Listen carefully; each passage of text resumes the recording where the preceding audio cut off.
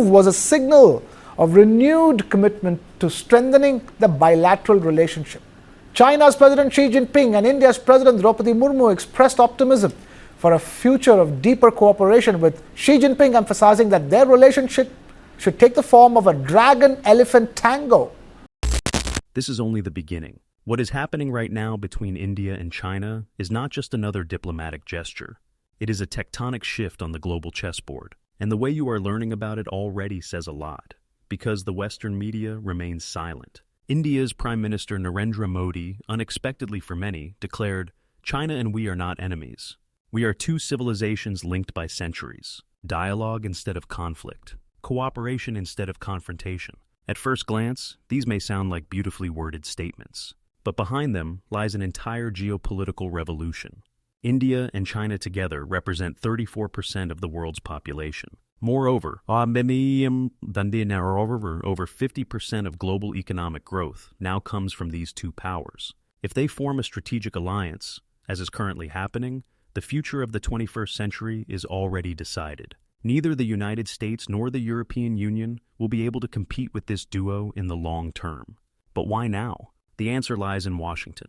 The United States, under the leadership of Donald Trump, is once again entering an era of tariffs, isolationism, and trade wars. While the White House builds walls, Beijing and New Delhi are building bridges. And this shift from rivalry to partnership between China and India could become the greatest transformation in the global order since the end of the Cold War.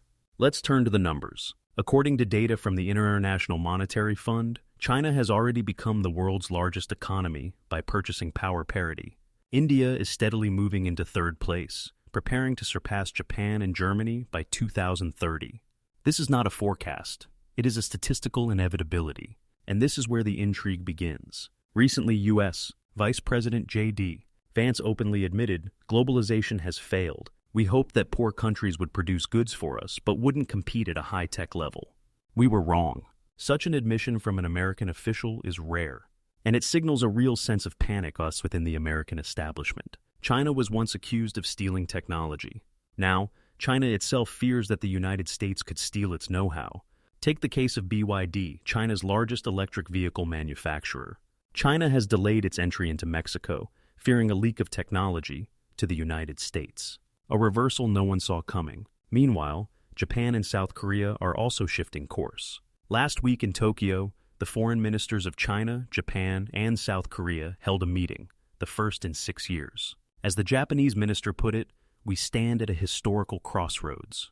Precisely, because America no longer seems like a reliable partner. And now, one of the most unexpected twists. Mao Kuji, a Chinese scientist and visiting researcher at Harvard, called the trade war launched by Trump the best gift for China. Why? Because it forced Beijing to let go of illusions, begin mass localization of technology, and reduce its dependence on Western markets. What the West intended to use as a pressure tool became a catalyst for China's economic growth. But how is India responding? Officially, Delhi maintains strategic neutrality. But analysts within India are increasingly raising uncomfortable questions. Is Modi aligning too closely with Washington, risking the country's independence? Many believe that building strong relations with China is the only way to preserve autonomy under growing American pressure. Let us recall that just a few years ago, India and China were on the brink of open war, a border conflict that claimed dozens of lives. But in the fall of 2024, there was a turning point. Diplomatic channels were restored, a border agreement was signed. And now, an unprecedented step. Modi speaks of a strategic partnership. Why is this so dangerous for the United States? Because in the new multipolar world, where more and more countries are choosing China as their main partner, America's role is rapidly shrinking. If India refuses the role of Asian balancer, a role imposed by Washington, it will mark the end of the era of American hegemony in Asia. And now, attention, in China, Trump has a nickname, Nation-Building Comrade. This is not a joke. It is an ironic yet telling acknowledgement that it was his policies that made China stronger. And while America weakens its own position by imposing new tariffs and frightening its allies, China and India are strengthening bridges, economic, technological, and diplomatic. Just think, India is building high-speed railways with Chinese involvement. India's largest IT companies are receiving investments from Shenzhen. The volume of trade between the two countries grew by 28% in 2024. If this isn't a new reality, then what is? Of course, some will say, what about ideological differences, historical disputes, and competition for influence in Asia? All valid points. But in a world where the United States is rapidly losing allies, pragmatism becomes the new currency.